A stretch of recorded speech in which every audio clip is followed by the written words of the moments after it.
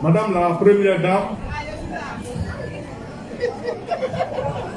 à présent, il vous revient la parole pour que vous puissiez vous adresser à vos sœurs, à vos filles, à vos mamans qui sont venues vous rendre visite ce soir. Vous avez la parole, Madame la Première Dame.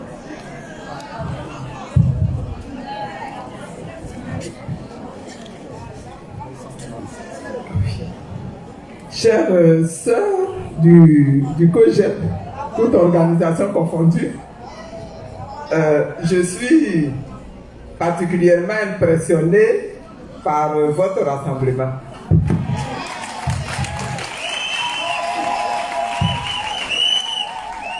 Au moment où le rendez-vous se préparait, on m'avait annoncé 300 dames qui allaient venir au nom de Brégoudé pour me saluer, me présenter des vœux de bonne année.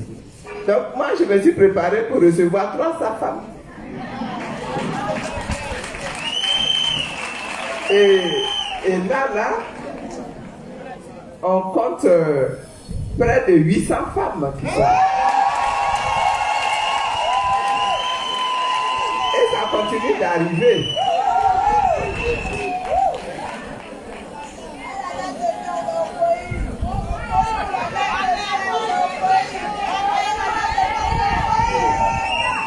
Vraiment, merci beaucoup pour votre présence. Merci beaucoup. Félicitations pour cette grande mobilisation et ce grand rassemblement.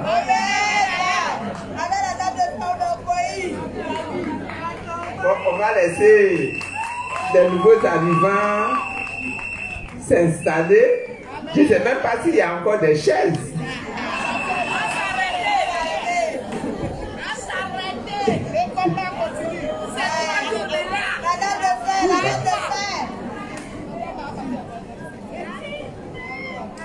En tout cas, bravo.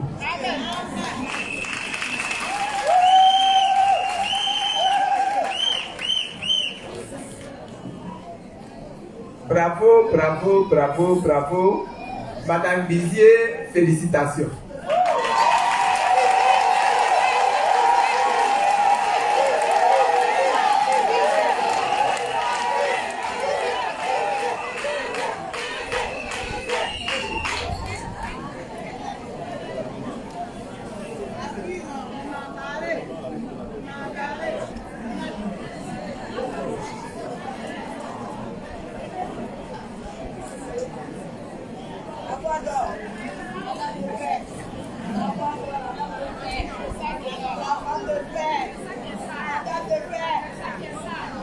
Ça y est, vous avez trouvé de la place pour vous asseoir. Madame Oula, mes félicitations également.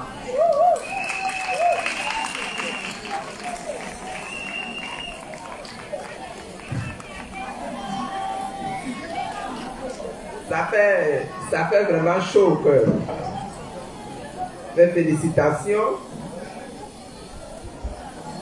Je considère que toute cette chaleur-là est la manifestation de l'affection que vous me portez.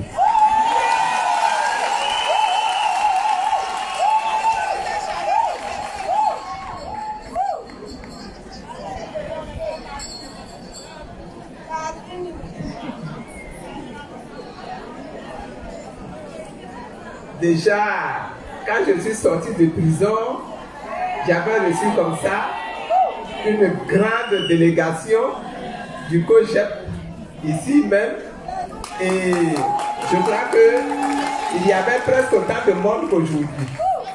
Vraiment, merci beaucoup. Merci beaucoup. Ça montre que dans votre comportement, vis-à-vis de moi, comme vis-à-vis du combat national, vous êtes toujours dans la cohérence, n'est-ce pas? Vos paroles correspondent à vos actions. Là où votre cœur se trouve, c'est là que vos pieds également se rendent. Vraiment, merci beaucoup. Merci beaucoup. Je voudrais vous présenter mes vœux de bonne année. Aujourd'hui, à cause de la présence du Covid, quand on présente des vœux, on commence toujours par des vœux de santé. Donc je vous souhaite d'être en très bonne santé pour cette année 2022. Mais cette année 2022 doit être une année de joie. Ça doit être une année de succès. Ça doit être une année de réalisation des désirs profonds que nous avons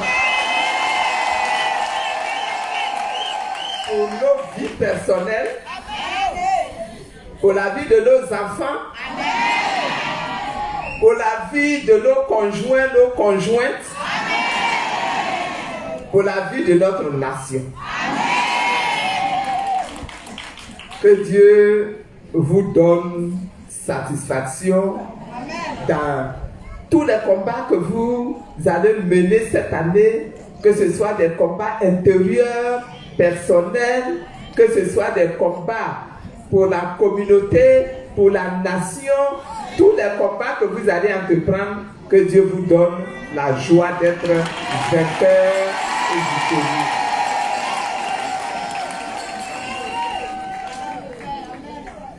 Je voudrais présenter depuis ici mes vœux de bonne année à Charles Blé Goudé.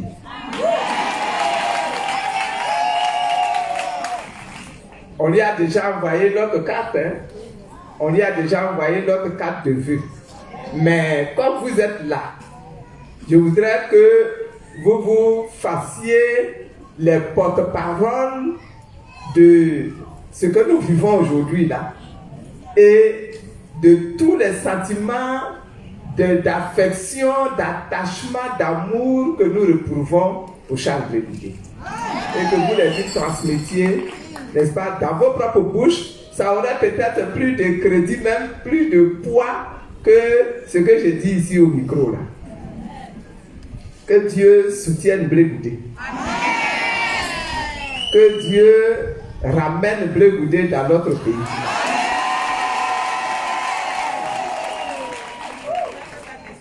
Que Dieu donne la paix du cœur à Blé Goudé. Que Dieu maintienne Blé Goudé dans sa sainte présence. Que Dieu donne à Blé Goudé d'acquérir la transformation de son cœur pour qu'il se rapproche toujours un peu plus, un peu mieux de l'image de Christ que Dieu nous a demandé de gagner, de conquérir, de lui appartenir complètement. À chaque fois que j'ai eu à prendre la parole et que l'occasion m'a été donnée, j'ai dénoncé ce que Blé Goudé vit à ce moment-ci. C'est pas normal. Mais quand je dis c'est pas normal là, c'est pas parce que je suis la seule à trouver que c'est pas normal. Je pense que tout le monde sait que ce n'est pas normal. Je pense que même les gens du pouvoir savent que ce n'est pas normal. Et donc, nous dénonçons, nous disons que ce n'est pas normal. Et chaque fois, même là, quand j'ai présenté mes vœux à la population ivoirienne, au peuple de Côte d'Ivoire, je l'ai encore dénoncé. On a fait partie Blé Goudé très facilement. On peut le ramener tout aussi facilement.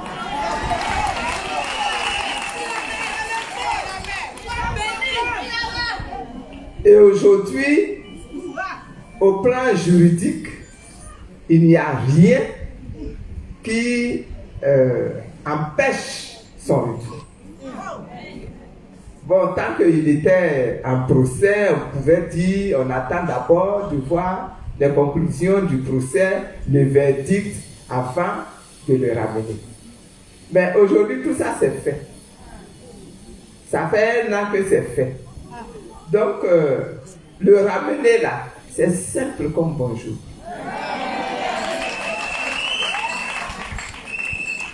C'est pour ça qu'on en parle, on insiste, on réinsiste. Il faut ramener Blé Goudé chez lui. Donc, quand vous élevez la voix pour poser des problèmes, bon, c'est vrai que vous faites votre devoir. Vous accomplissez votre mission. Et c'est tout à fait vrai et je vous en félicite. Mais ensemble, nous faisons appel au gouvernement. Parce que c'est lui seul qui a des problèmes. C'est le gouvernement lui seul. Il n'y a aucun autre problème. Pour qu'il le ramène dans ce pays où ses parents l'attendent, où ses frères l'attendent, où ses sœurs l'attendent. Il n'est pas plus méchant qu'un autre Ivoirien. Il n'y a pas de raison qu'il fasse peur à d'autres Ivoiriens.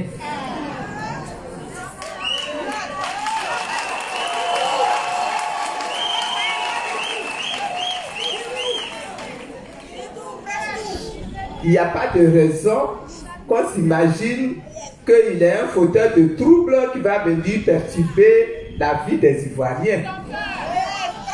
Donc, il n'a qu'à revenir dans son pays. Et je pense que ça va même amener une bonne chute de la tension qui existe dans notre pays. Quand je suis sorti de prison, j'ai pu constater moi-même qu'il y a une bonne chute de la tension qui existait dans la Côte d'Ivoire. Quand le président Laurent Gbagbo est rentré à Abidjan, on a vu aussi qu'il y a eu une bonne chute de la tension qui existait dans le pays. Ensemble, nous pouvons assurer les membres du gouvernement d'aujourd'hui que si Blé Goudé rentre là, et même constatera encore une autre chute de la tension qui existe dans la nation ivoirienne. Alors, si c'est juste une question de passeport, si c'est vraiment juste une question de passeport, pour faire le passeport là, c'est pas compliqué. Il n'a qu'à rentrer en Côte d'Ivoire. Et puis on va passer à d'autres choses. Dans notre pays, il y a beaucoup de choses que nous pouvons faire.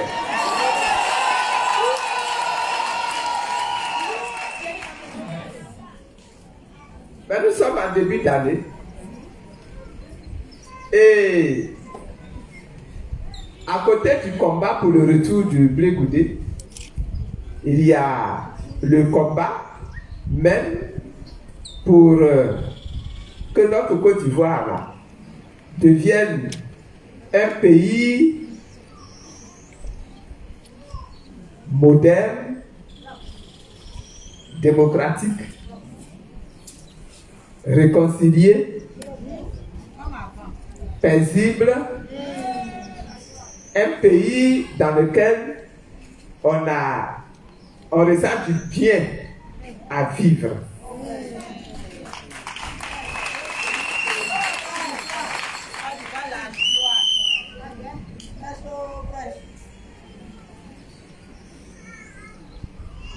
Et chacun d'entre nous a des soucis de faire en sorte que cette nation-là devienne une vraie nation heureuse.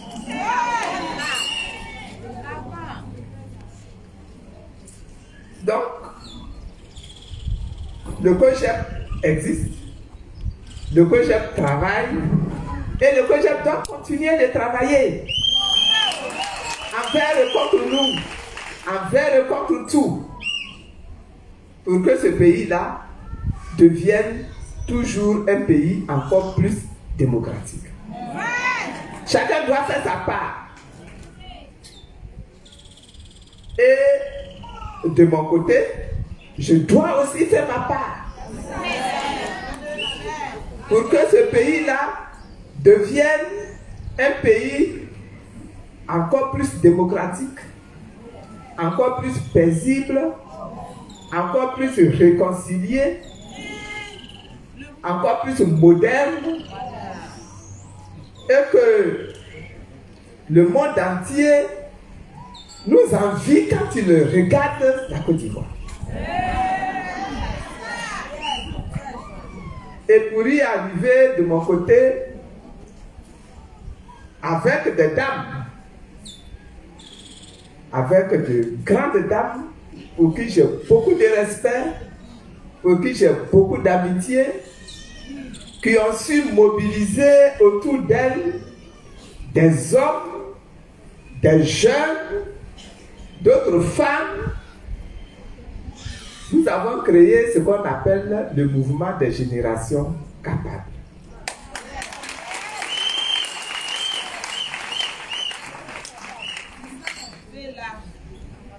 Et je vous présente le mouvement des générations capables.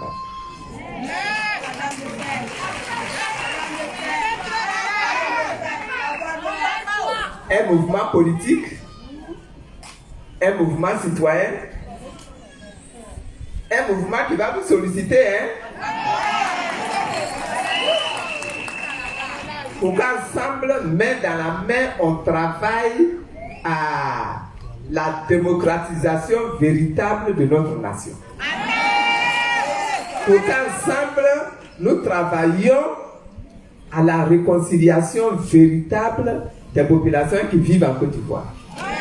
Que vous soyez du nord, que vous soyez du centre, que vous soyez du sud, que vous soyez de l'ouest, que vous soyez de l'est, les Ivoiriens là, nous devons trouver le moyen, trouver le chemin pour nous réconcilier, pour que nous puissions vivre ensemble sans problème, dans le respect les uns des autres.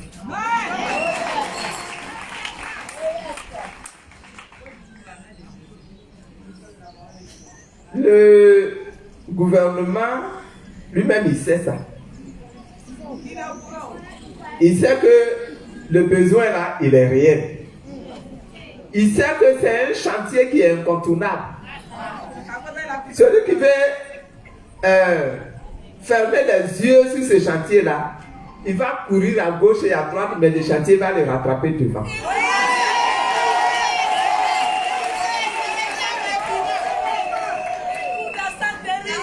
Et pour ça,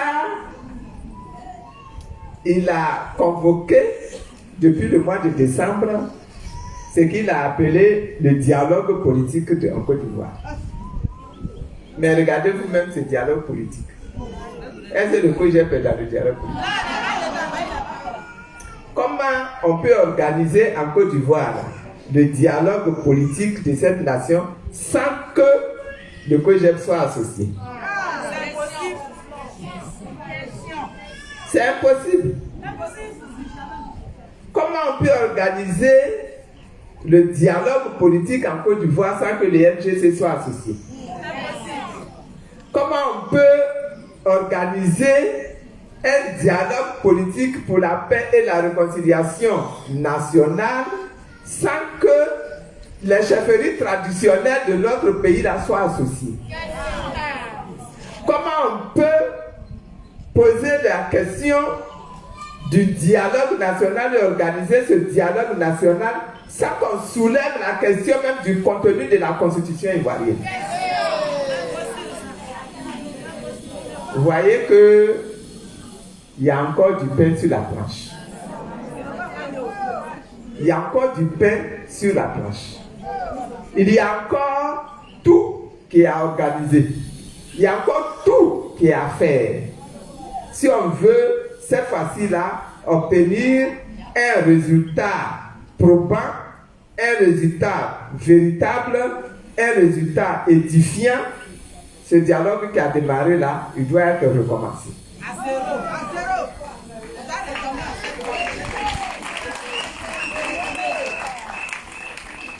C'est pour ça que, sans attendre, moi je voudrais vous inviter à organiser, avec nous une vraie collaboration pour que les vrais problèmes politiques de cette nation-là soient discutés entre nous et que nous présentions les solutions et les résultats que nous proposons là à la nation tout entière dans quelques mois. Que Dieu nous bénisse. Que Dieu bénisse notre nation. Je voudrais vous remercier pour tous les dons là que vous avez faits. Qui va vous permettre de manger de la loco tranquillement.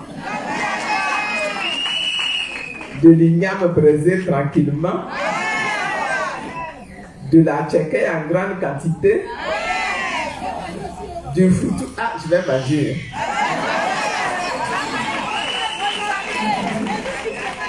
Excusez-moi, mais je ne vais pas vous inviter à manger. Parce que je vous invite, il n'y en aura pas assez pour moi. Ah, c'est le cœur seulement. Pourtant que c'est le cœur, on est d'accord.